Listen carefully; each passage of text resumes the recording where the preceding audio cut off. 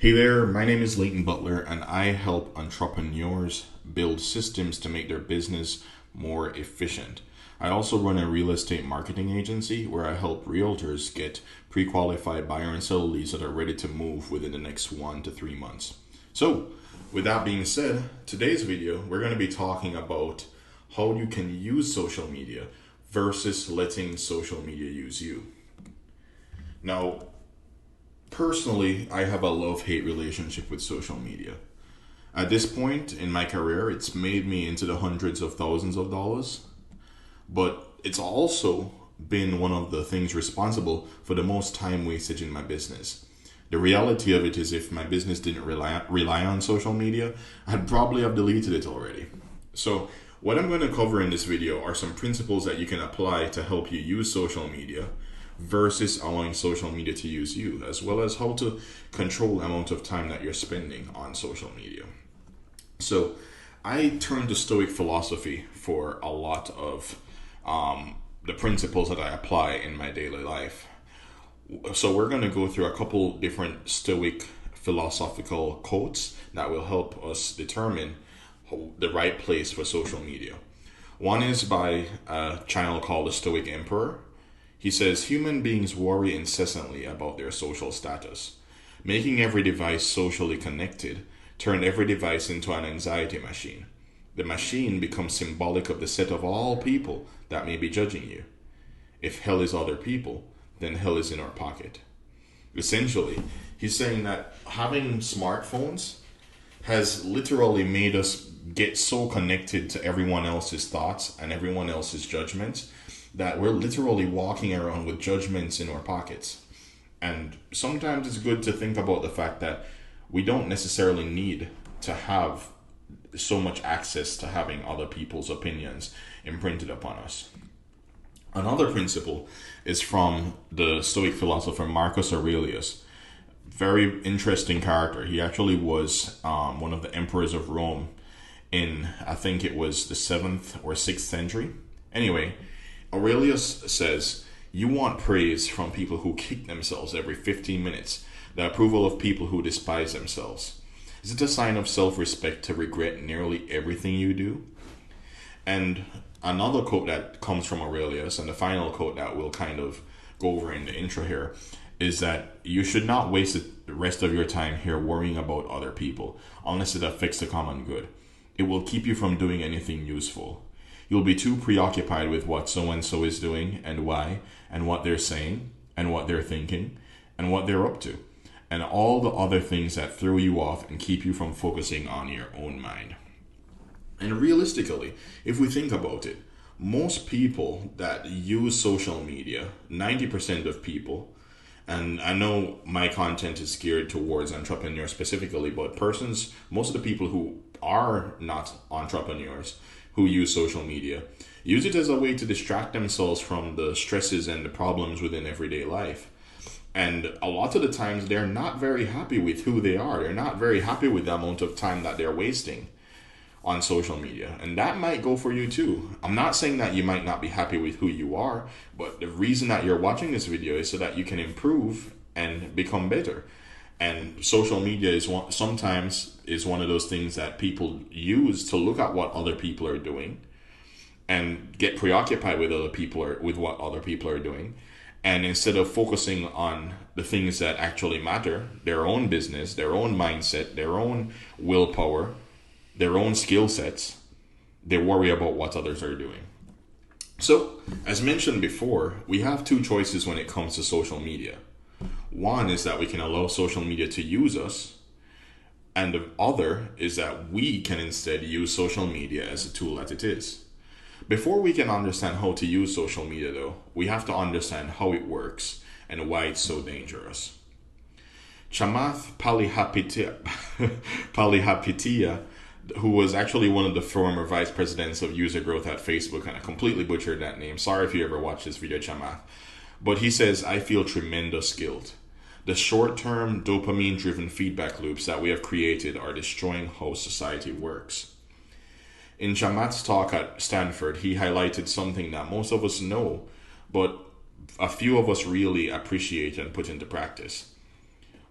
social media, smartphones, and the social media platforms that they support basically turn us into addicts. Facebook, Snapchat, Instagram, and of course, more recently, TikTok leverage the same neural circuitry used by slot machines and cocaine to keep us using their products as much as possible. And what happens is if we actually take a really close look at the science behind all of this, we will start to see the true effects of social media on our brains. So how does the science work?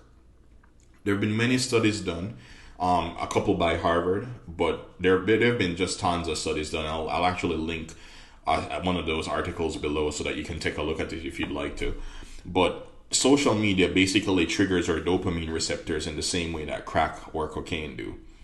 And for those of you who might be into chemistry or biology, you'll know that dopamine is the most addicting and the most rewarding neurochemical in our brain. It's one of those feel-good chemicals. And an example of this is the big O. If you've ever had one of the big O's, because first of all, it is really how the human body reproduces. But if you've had the big O, you already know that you are literally at that's the pinnacle of the human body's reward system. That is the part that allows us to literally keep the human genome going. That's what allows us to keep procreating and making more humans. And as an example, if you use crack cocaine, it's comparable to the big O. A big O might last a couple seconds to maybe half a minute, in a long one. But crack cocaine, on the other hand, literally make you have that feeling, but for hours sometimes on end. And that's why crack and cocaine are so addictive, because it's literally hijacking the neural pathways that normally are reserved for the big O or for eating nice food or sugary sweets or stuff like that. And what we're doing is hijacking it with something much more potent.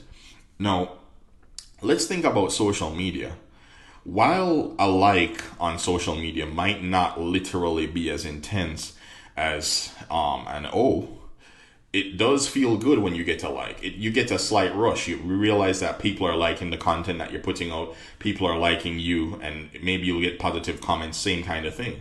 But before you even get to the point of getting a like, when you first make a post, usually there's some anxiety there. You're anxious about what happens if people don't like what I posted.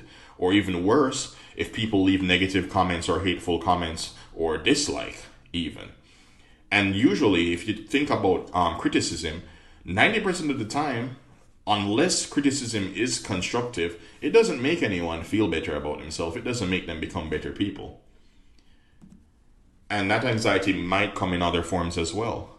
Maybe you're not someone who posts very much on social media. Personally, I'm not someone that makes a lot of wall posts. I might post on my story, but I don't make a lot of wall posts. And I've been guilty of this. I've been guilty of spending a lot of time scrolling through other people's updates, looking through other people's stories. And in many cases, if we see someone traveling, if we see someone making a lot of money, someone standing in front of a nice car, in a nice apartment, we might be tempted to think, well, their life is so much better than mine. And as a result, that can give you anxiety. You'll feel anxious about living up to the same expectations that other people have on Instagram. Or you might feel anxious about the fact that you can't afford stuff like that. What we fail to realize a lot of the times when it comes to social media is that people only post their wins. Very, very few people are actually sharing their losses. And when they do, most of the time they don't glamorize it. They don't actually teach object lessons from it. They aren't honest about how it helped them to learn, to improve, and better themselves. That's the reality of social media. By placing importance on likes from other people, comments from other people, what you're doing is you're basically allowing other people to control your dopamine. It's almost like being a puppy that's following their master around, nipping at the toes, playing, doing tricks. You're doing this so that other people can like your content. And maybe it might not be the same thing as a puppy, but the puppy is perhaps waiting for a treat from the master, right? And that makes the puppy feel good. That's a reward system. It's kind of like the same thing when you're doing, you're either posting on social media and hoping, okay, I hope they like this. And if they don't like it, sometimes you delete the post or you go get something else and try and do a different post at a different angle. Basically, what you're doing is outsourcing your self-esteem. In business, we talk a lot about outsourcing content work, outsourcing outreach, especially for those of you who run an agency like I do. You know how important it is to outsource outreach, outsource, sometimes even outsourcing sales and content creation. But when it comes to the overall vision of your business, you would probably never give, although you might delegate responsibility to different virtual assistants or staff members, you will never give the vision of your business to someone else. You'll never outsource that to someone else. So why is it that we choose to outsource our well-being and our self-esteem? So how can you actually work more efficiently and stay off social media? Well, first of all, it comes down to self-control. But let's say that you can't control yourself. Let's say that you cannot stay off social media when you're working. Get rid of your phone. Literally put it in a different room. I know one of the mentors that I have, he constantly talks about actually putting his phone on airplane mode, opening up a drawer, putting the phone in there. For some people, that will not work. If you finish doing a little bit of work, you might open that drawer, turn on airplane mode, go right back to it. Or in my case, I've developed a lot of self-control, a lot of discipline recently. Instead of, for me, I'm putting it in a drawer, I turn my phone face down so I can't see any notifications. I can't see if it's flashing to let me know I have a new message or something. And I turn my phone down, face down, and put it in a corner of my room or put it on a ledge. So it's still close to me if I need to actually make a call, but I don't check it.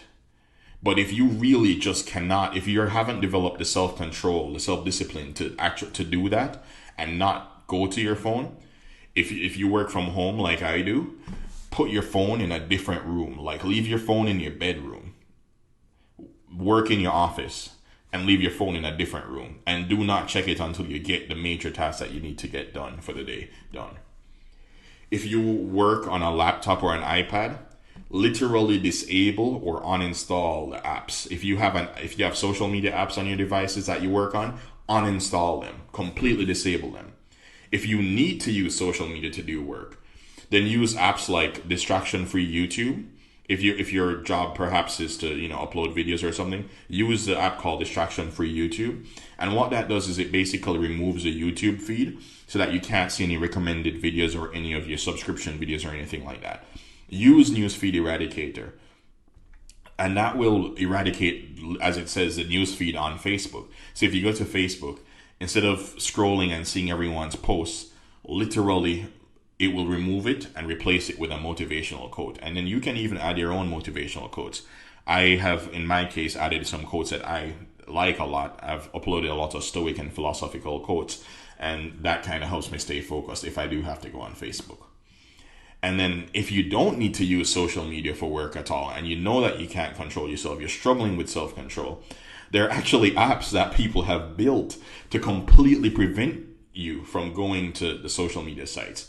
As a matter of fact, you can, let's say there are more, because there are a lot more apps, there are a lot more sites than Facebook, Twitter, YouTube.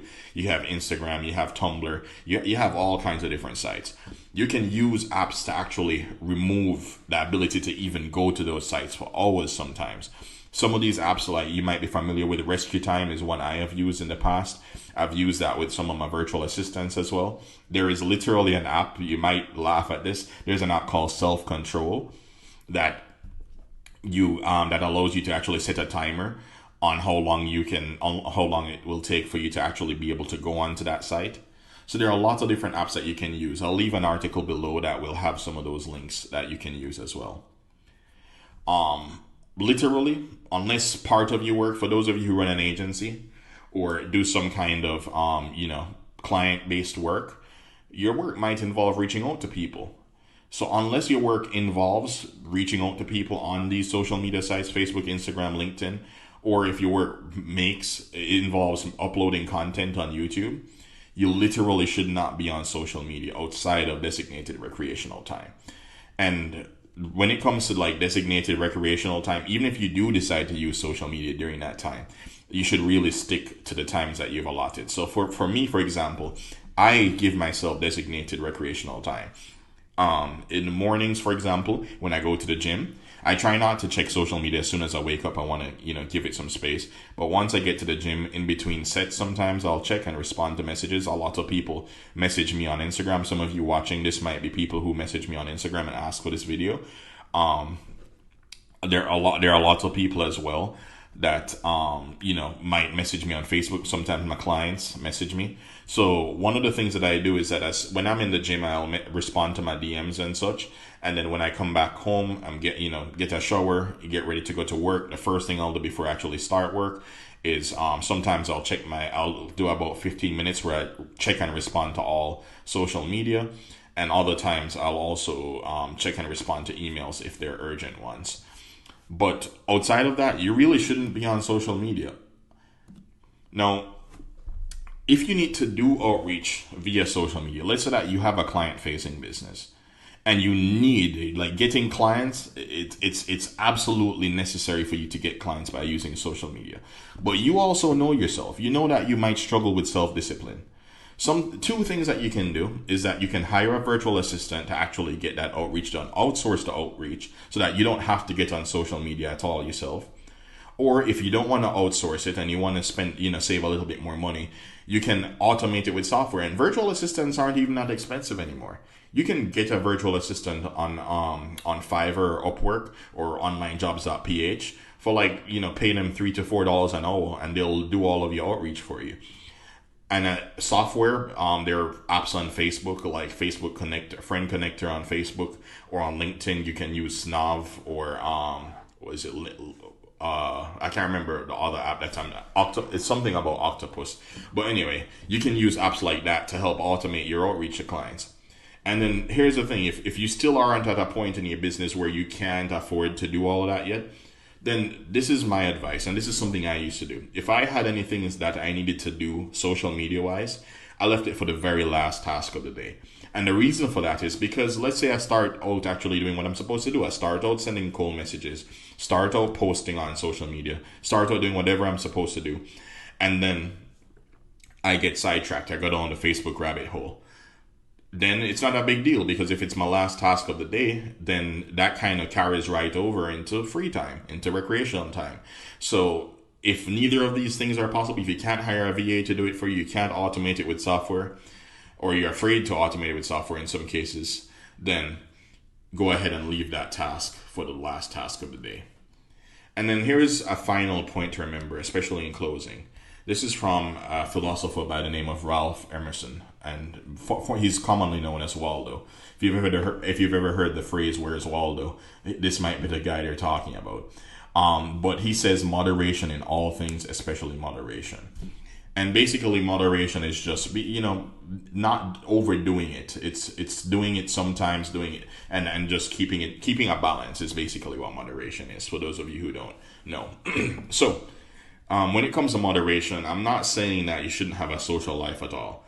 I'm just saying that instead of being uncontrollably browsing and just, flicking the dopamine switch all day, as long as, you have your phone with you, protect how much time you spend on social media.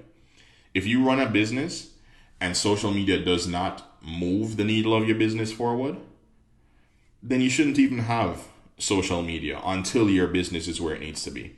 And God forbid you don't run a business. Let's say, for example, you work for someone else. And I'm not being mean to people who work for someone else here, because some people genuinely do enjoy the work that they do. But let's say, for example, that you do not enjoy what you do for a living. Let's say that you really hate clocking in and going to work for someone else, and you're unhappy with the income you're making, and you want to learn a new skill. Literally delete social media, except for YouTube, because that might help you learn the new skill. But delete social media until you have learned enough to start your business and get profitable. When your business is where it needs to be, when the needle of your business is where it needs to be, then you can use social media. That's specifically for when your business doesn't involve social media, of course. So with that being said, what I'll do to help you guys out is I'll leave a list of resources below that will dive into how social media works a little bit more. as well as some apps that you can install to help you fight your urges. There will be a link to a Zapier article that covers some of those apps that will basically just, block you out of even going. Or sometimes you have some apps that are like, I think they're like gentle. No, there's one I think that's called mindful browsing, and instead of like being a hard lockout, it will give you a gentle lockout of social media, where it will redirect you and then give you a code and said, hey, are you sure you want to go on Facebook and do this, yada yada yada. So feel free to go ahead and implement those stuff. Take a look through some of the resources that I'll leave below, and those will help you stay focused and actually start using social media as a tool versus allowing it to use you and distract you from what really matters. So with that being said, guys, thank you so much for watching. If you found value in this video, feel free to leave a like. It really does help out the algorithm score so that more people are able to benefit from helpful content like this. Plus, it gives me a hit of dopamine, right? And then if you'd like to see more content, not exactly like this video, right now I don't have a video editor, and this is not something that really moves the business forward for me. It's something that just I make content like this to help out other people. But if you like what you saw, feel free to subscribe if you want to see more stuff like this. I'll try to post at least a video a week from now on, and hopefully once I get a video editor, I will increase that, so that's a lot more. And then lastly, if you have any questions, feel free to comment. I don't check my YouTube comments super often, so the best way to get to me if you have a question is to message me on Instagram. I am Leighton Butler. If you're a realtor, I'll leave a link below where you can book a call with me to see how we can skyrocket your real estate business. That being said, guys, thank you so much for watching, and I will see you in the next video. Take care.